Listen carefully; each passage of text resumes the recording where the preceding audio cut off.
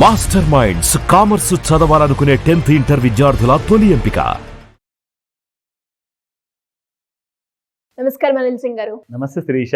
10,000 జీతం ఉన్న వాళ్ళకి కూడా అంటే వాళ్ళకి నిత్యావసరాల ఖర్చులు ఉంటాయి, దాంతోపాటు ఇంటి రెంట్ అండ్ అలా చూసుకుంటే ప్రతిదీ కూడా వాళ్ళకి చాలా ఎక్స్పెన్సివ్ ఉంటుంది. వాళ్ళకు కూడా ఒక లగ్జరీ లైఫ్ లీడ్ చేయాలి అని, వెకేషన్కి వెళ్ళాలి అని అలాంటి కోరికలు కూడా ఉంటాయి. కానీ జీతం చూస్తే 10,000 నాకు ఉండడానికే సరిపోవట్లేవు, నేను ఇంకా ఆ లగ్జరీ లైఫ్ని ఎలా లీడ్ చేస్తాను అని అనుకుంటూ ఉంటారు. కానీ అలా డబ్బుల్ని కనుక మనం సేవ్ చేసుకుంటే మనం కూడా అంటే 10,000 జీతంతో కూడా లగ్జరీ లైఫ్ని లీడ్ చేయొచ్చు అంటారా? It is possible. విషయం ఏంటంటే మీరు ఎంతవరకు చదువుకున్నారు, చదువు లేదు అన్న విషయం ఇక్కడ ఇంపార్టెంట్ కాదు. అన్నిటికంటే ముఖ్యమైనది ఏంటంటే ఇంట్లో తల్లిదండ్రి పిల్లల్ని కొంచెం భయం ఉంచాలని చెప్పేసి అదొక పర్వరిష్ అని హిందీలో అంటారు. ఆ ఏదైతే అప్బ్రింగింగ్ ఉంటుందో పిల్లలకి, వాళ్ళకి మీరు ఎలా చాటి చెప్తారో, వాళ్ళకి ఎలా అర్థమయ్యేలా మీరు ఎక్స్ప్లెయిన్ చేసేసి మరి ఆ పిల్లల్ని అలా అప్బ్రింగింగ్లోకి తీసుకొస్తారన్నది చాలా ముఖ్యమైన విషయం. ఎందుకంటే తల్లిదండ్రులు ఎప్పుడు కోరేది ఏంటంటే వీడు ఏం చేసినా అందులో మన పేరు ఇంకా శాశ్వతంగా సొసైటీలో ఉండిపోవాలి, నలుగురు మెచ్చుకోవాలి, నా పిల్లలు ఇంత మంచోళ్ళు అని చెప్పేసి నలుగురు మా వెనకాల చెప్పుకోవాలి అన్న ఆ కళతో పెంచుతారు. పుట్టిన తర్వాత జస్ట్ గాలికి వదిలేయడం కాదు, ఇట్స్ నాట్ దాట్ ఈజీ.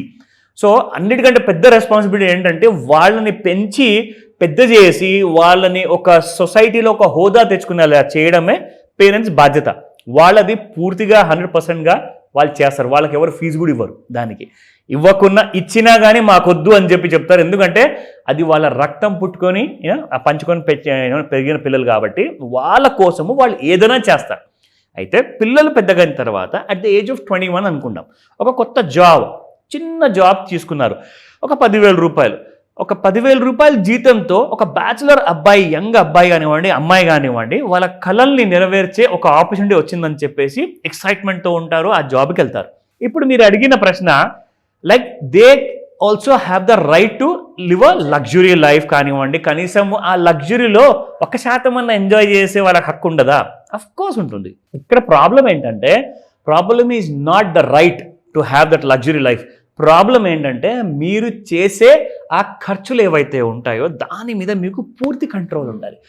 కొంతమంది అయితే యంగ్స్టర్స్ ఎవరైతే జీతం సంపాదిస్తారో వాళ్ళందరూ ఏం చేస్తారంటే they spend all the money. ఇంట్లో కొంచెమే ఇస్తారు, 1,000-2,000 ఇచ్చేసి మిగతా 8,000తో బట్టలు కానివ్వండి, ఫోన్ల ఈఎంఐలు కానివ్వండి, ఇష్టం వచ్చినట్టుగా ఇష్టారాజ్యం అనమాట. అంటే దానికి ఒక లెక్క అనేది ఉండదు. మీరు అలా 1,00,000 రూపాయలు సంపాదించినా కానీ మీకు సరిపో డబ్బులు, అవునా కదా? సో డిసిప్లిన్ అనేది మీ దగ్గర 10,000 ఉందా జీతము, మీకు 1,00,000 రూపాయలు ఉందా అన్నది ముఖ్యము. మీకు ఎంత జీతం ఉన్నదే ముఖ్యం కాదు. ఇక్కడ మీరు ఎంత కరెక్ట్గా ప్రతి నెల ఆర్ ప్రతిరోజు ₹1 నుంచి 10 రూపాయలు, 50 రూపాయలు, 100 రూపాయలు మీరు సేవింగ్ చేస్తున్నారా, పెట్టుబడి పెడుతున్నారా అన్నదే చాలా ఇంపార్టెంట్. సో మీ అందరికీ హక్కు ఉంది, మీరందరూ కూడా లగ్జరీ లైఫ్ లీడ్ చేయొచ్చు. సో మీ అందరికీ ఏం చేస్తే, ఎలా చేస్తే మీరు ఒక కైండ్ ఆఫ్ కనీసం ₹1 కోటి మీరు సంపాదించగలుగుతారు. సో ఫస్ట్ నేను చెప్తున్నాను ఇంపార్టెంట్ విషయం, జాగ్రత్తగా వినండి. ఒక 10,000 సంపాదించే ఒక ఇండివిజువల్కి కనీసము ఎవ్రీ ఇయర్ ఒక 10% జీతం అన్న పెరిగితే వాళ్ళు ఏంటంటే 10 నుంచి 11,000కి వెళ్తారు. అక్కడ నుంచి ఇంకా కొంచెం పెంచుకుంటూ వెళ్తారు ప్రతి సంవత్సరం. అప్పుడు వాళ్ళ కళల్ని కొంచెం కొంచెం పెంచుకుంటూ వెళ్తారు. అయితే ఇన్వెస్ట్మెంట్ విషయానికి వస్తే మీరు ప్రతి నెల సంవత్సరానికి మీకు మాత్రం 10% అయితే పెరిగినా పెరగకున్నా కానీ మీ కోరికలు మాత్రం తగ్గవు.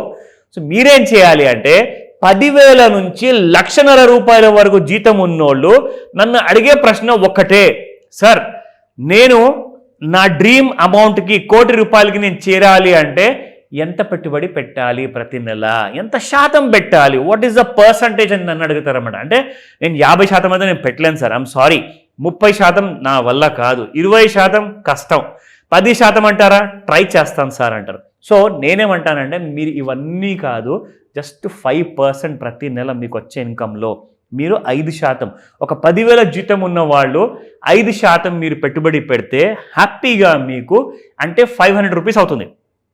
5% అంటే ప్రతి నెల మీరు ₹500 పెడితే ఇక్కడ మీకు నెక్స్ట్ 30 years కానివ్వండి, 35 years కానివ్వండి, మీకు కనీసం ఒక ₹2 కోట్ల మీ చేతికి వస్తాయి. కానీ 30 to 40 years మీరు విల్లింగ్ ఉండాలి, యూ షుడ్ బి రెడీ. నా ఎవరి జీతం అయితే 25,000 ఉందో సార్ నేను ఎంత పెట్టాలి, నా జీతం ఇంత ఉంది అని చెప్పి అడిగారు. సో వాళ్ళకి నేను చెప్పాను మినిమం 5% నుంచి 10% మధ్యలో మీరు పెట్టాలి.